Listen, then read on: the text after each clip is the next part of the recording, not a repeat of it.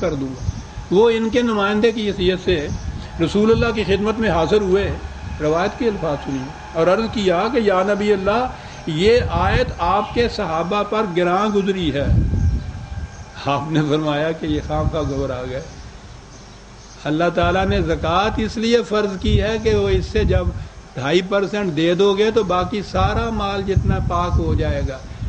روایت میں ہے کہ حضرت عمر نے سن کے نعرہ تکبیر بلند کیا اور بڑی خوشی سے صحابہ کے پاس آ گئے کہ لو بھائی موج ہو گئی، سارا مال جتنا ہے حلال ہو، تو یہ بس اس میں سے 2.5% نکال دیجیے۔ کہیں نہیں ہے قرآن میں یہ۔ اور اس کے بعد جو اس پہ عمل ہوا تو آپ دیکھ رہے ہیں، پھر تو دیکھیے نہیں کہ اس 2.5% کے ساتھ بھی کیا کچھ ہوا، اور جس انداز سے پھر آج یہ 2.5% کاٹا جا رہا ہے۔ یعنی وہ روپیہ جمع کرنے والے بینک میں جمع کرتے ہیں، اس پہ ان کو سود ملتا ہے۔ یہ ان کے روپے اور اس سود کو اکٹھا کر کے اس کے اوپر 2.5% کر کے وہ زکوٰۃ بنتی ہے سود کے اوپر۔ قرآن کریم نے سب سے بڑا سنگین جرم قرار دیا ہے سود کو، ربا کو۔ کہا یہ ہے کہ اگر باز نہ ہو فاذنوا بحرب من اللہ والرسول، یہ خدا اور رسول کی طرف اعلان جنگ ہوگا تمہارے خلاف۔ اس کے متعلق یہ ہے کہ وہ بینک میں جمع ہوتا ہے، وہاں سے یہ سارا کچھ ملتا ہے، اور اس سود کے اوپر پھر وہ 2.5% کاٹ کے زکوٰۃ ہے جو باقی سب کو پاک کر دیتی۔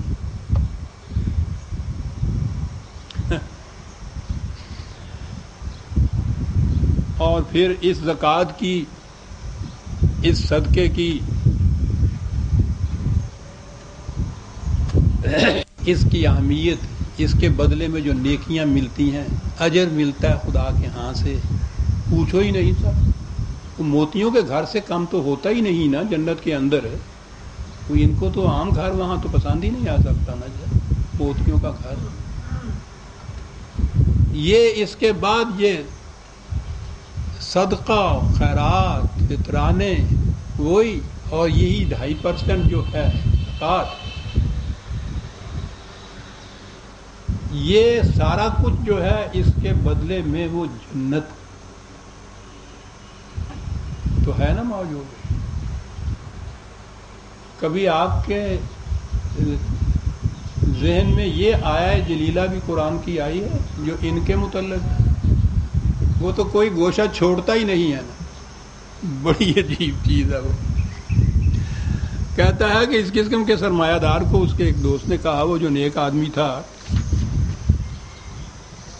کہ یہ سارا کچھ جو تم کرتے ہو، یہ چھینا جھپٹی، یہ لوٹ کھسوٹ، یہ فریب انگیزی، یہ بیچارے مزدوروں، محنت کشوں کی محنت کے پسینے سے کمائی ہوئی دولت کو اس طرح سے کھینچ کے لے آ رہے ہو،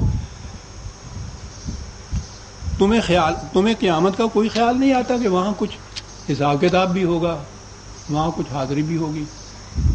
کہا پہلا تو اس کا رد عمل وہ تھا، وہ خواہ زبان سے یہ نہ بھی کہیں، عملاً تو یہی بات ہے کہ یہ ہے جی 18/36، وَمَا أَظُنُّ السَّاعَةَ قَائِمَةً۔ بات یہ ہے کہ میں سمجھتا ہوں یہ کچھ ایسے ڈھونگ سا ہی رچایا ہوا ہے قیامت وامت کا جو ہے۔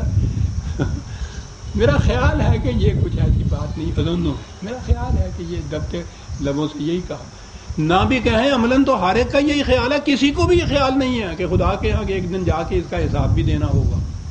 اس نے یہ بات کیا ہی تھی اس سے کہ یار میں تو پھر سمجھتا ہوں کہ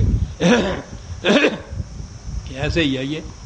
کہا لیکن خیر تم کہ کہتے ہو مان بھی لیتا ہوں، وَلَئِنْ وَرِدْتُ إِلَىٰ رَبِّي لَأَجِدَنَّ خَيْرًا مِّنْهَا مُنْقَلَبًا، اگر وہ ہوا بھی نا وہاں تو میں نے اس کا انتظام کر لیا ہے کہ وہاں بھی ہم موج ہی کریں گے، یہاں سے بہتر مکان ملے گا۔ قرآن چھوڑتا نہیں، یہ ہر ایک کو یہ انہوں نے اطمینان دلایا ہوا ہوتا ہے کہ یہ سب کچھ لوٹ کسوٹ کرو، اتنے سے پیسے ہمیں دیتے چلے، اور اس کے بعد ہر ایک کے ذہن میں یہ ہے کہ وہاں کا معاملہ ہم نے سب ٹھیک کر دیا ہوا ہے، یہاں سے بہتر ملے گا۔ دیکھا مذہبی پیشوائیت کرتی کیا ہے؟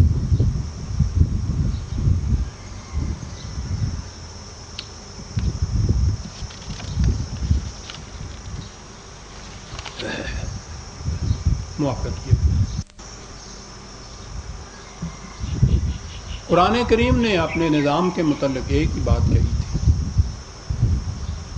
اور وہ یہ بات بنیادی طور پہ ایک چیز کہہ دی جس سے یہ سارا نظام سرمایہ داری الٹ کر رہ جاتا ہے، وہ ہے کہ ربا کو حرام قرار دیا ہے. ربا کا ترجمہ ہمارے ہاں یہ سود کیا گیا ہے.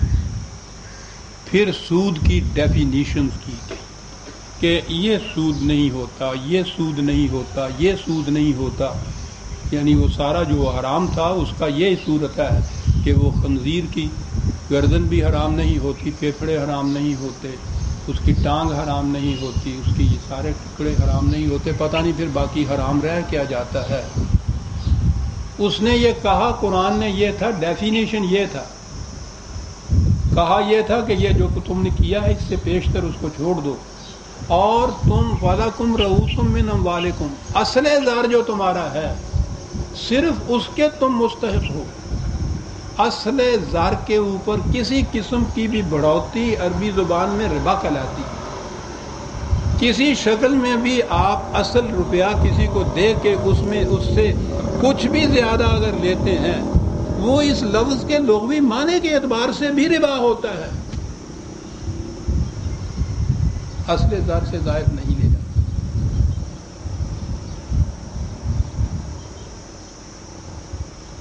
اس کے متعلق قرآن نے کہا ہے کہ اگر یہ اس سے باز نہ آئیں تو اسلامی نظام، اسلامی مملکت کی طرف سے اعلان جنگ سمجھیے.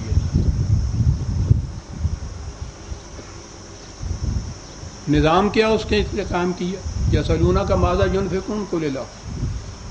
اس نے کہا کہ نظام یہ ہے کہ کسی شخص کے پاس ضرورت سے زیادہ دولت رہے ہی نہیں. آج کی اکنامکس یہ بتاتی ہے ربا کا سارا کاروبار سرپلس منی پہ چلتا ہے، یعنی انسان کی ضرورت پوری ہو جائے اس کے بعد بھی اس کے پاس روپیہ باقی رہے، وہ روپیہ اگر وہ اپنی تجوری میں یا الماری میں یا کہیں رکھ چھوڑے یا بینک کے بھی کرنٹ اکاؤنٹ میں رکھ چھوڑے تو اس سے کچھ نہیں ملتا زیادہ. وہ اگر برس دن 10 برس تک بھی اپنی الماری میں 1000 روپیہ پڑا ہوا رکھا ہوا ہو تو وہ جب بھی نکالو گے وہ 1000 ہی نکلے گا.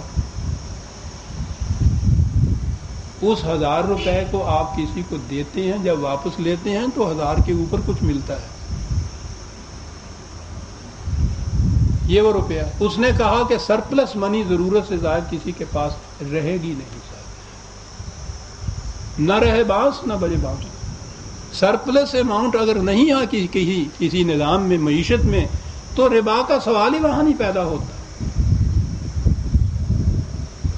انہوں نے وہ 2.5% کی وہ روایت وضع کر کے وہ سارا جتنا اماؤنٹ، جتنا مال و دولت تھا وہ سرپلس، وہ سارے کا مالک بنا دیا اور حلال و طیب بنا دیا. ڈیفینیشن ربا کی یہ ہوئی کسی ضرورت مند کو انفرادی طور پر، حاجت مند کو کسی کام کے لیے قرضہ دے دیا جائے 100 روپیہ 1000 روپیہ، اور اس سے قرضے کے بعد کچھ اور زائد لیا جائے تو وہ سود ہے. ایک غریب کاشتکار آتا ہے زمیندار کے پاس کہ صاحب وہ زمین کا ٹکڑا رہن ملتا ہے یا بیع ہو رہی ہے، میرے پاس ہے نہیں پیسے، مجھے کچھ روپیہ قرض دے دیجئے، میں وہ خرید لوں، 2-3 سال کے اندر اندر اتنی کاشت کر لوں گا کہ میں وہ ادا کر دوں گا آپ کو. وہ کہتا ہے کہ یہ مفت میں کیسے قرض دیں؟ کہتا ہے جی اچھی بات ہے، اس پہ کچھ زیادہ لے لیجیے. لا حول ولا قوت، حرام کھانا ہے میں نے، وہ تو سود ہے، وہ تو بیاج ہے، بیاج تو بنیا کھاتا ہے، مسلمان تو بیاج نہیں کھا سکتا. جی مجھے تو بڑی ضرورت ہے، کیا کیا جائے؟ کہنے لگے آسان بات یہ ہے، ٹھیک ہے میں تمہاری مشکل حل کیے دیتا ہوں، میں وہ زمین خرید لیتا ہوں، اسی روپے سے خرید کے اسی کاشتکار کو دے دی بٹائی کے. وہ سارا سال جان مار کے اس پہ محنت کرتا ہے اور یہ آدھی فصل اپنے ہاں لے آتا ہے، اس 1000 روپے کے بدلے میں اس سے لینا